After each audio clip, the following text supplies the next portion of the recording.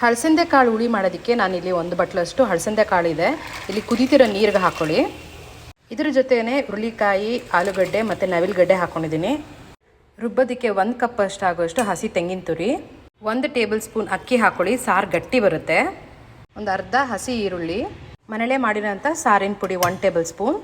ಹುಳಿ ನೋಡಿ ಹಾಕ್ಕೊಳ್ಳಿ, ನಾನು 1 ಟೇಬಲ್ ಸ್ಪೂನ್ ಹಾಕ್ತಾಯಿದ್ದೀನಿ. ಟೊಮ್ಯಾಟೊನೂ ಹಾಕ್ಕೊತೀನಿ. ಅದಕ್ಕೆ ಸ್ವಲ್ಪ ಅರಿಶಿನದ ಪುಡಿ, ರುಚಿಗೆ ತಕ್ಕಷ್ಟು ಕಲ್ಲುಪ್ಪು ಆ್ಯಡ್ ಮಾಡಿ.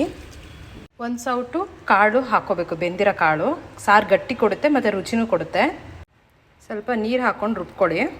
ನೋಡಿ, ಕಾಳು ಒಂದು 70% ಅಷ್ಟು ಬೆಂದಿರಬೇಕು. ಈಗ ಈ ಖಾರ, ರುಬ್ಬಿರೋ ಖಾರನೆಲ್ಲ ಹಾಕ್ಕೊಳ್ಳಿ. ಸಾರು ಕನ್ಸಿಸ್ಟೆನ್ಸಿ ನೋಡಿಕೊಂಡು ನೀರು ಅಡ್ಜಸ್ಟ್ ಮಾಡಿ.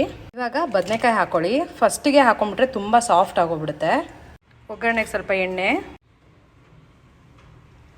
ಸಾಸಿವೆ, ಈರುಳ್ಳಿ, ಕರಿಬೇವಿನ ಸೊಪ್ಪು, 1 ಸಣ್ಣ ಟೊಮ್ಯಾಟೊ. ಕುದಿದಿರೋ ಸಾರಿಗೆ ಒಗ್ಗರಣೆ ಹಾಕಿ ಒಂದು ಕುದಿ ಚೆನ್ನಾಗಿ ಕುದಿಸ್ಕೊಳ್ಳಿ. ಇದನ್ನು ಕೊನೆಯಲ್ಲಿ ಸ್ವಲ್ಪ ಕೊತ್ತಂಬರಿ ಸೊಪ್ಪು, ಉಪ್ಪು ನೋಡಬೇಕು, ಅಡ್ಜಸ್ಟ್ ಮಾಡ್ಕೊಳ್ಳಿ. ನನಗೆ ಇಲ್ಲಿ ಉಪ್ಪು ಕರೆಕ್ಟಾಗಿದೆ. ನೋಡಿ, ಓಪನ್ ಪಾಟಲ್ಲಿ ಬೇಯಿಸ್ಕೊಂಡ್ರೆ ಆಲೂಗಡ್ಡೆ, ಬದನೆಕಾಯಿ, ಕಾಳು ಎಲ್ಲೂ ಸಾಫ್ಟ್ ಆಗಿಲ್ಲ. ಈ ಥರ ಹದವಾಗಿ ಬೇಯ್ದಿರಬೇಕು. ಬಿಸಿ ಬಿಸಿ ರಾಗಿ ಮುದ್ದೆ ಅನ್ನಕ್ಕಂತೂ ಸೂಪರಾಗಿರುತ್ತೆ. ಟ್ರೈ ಮಾಡಿ. ಇದ್ದೀನಿ ಅನ್ನಕ್ಕೆ ಇಲ್ಲಿ ತುಪ್ಪ ಹಾಕ್ಕೊಂಡಿದ್ದೀನಿ.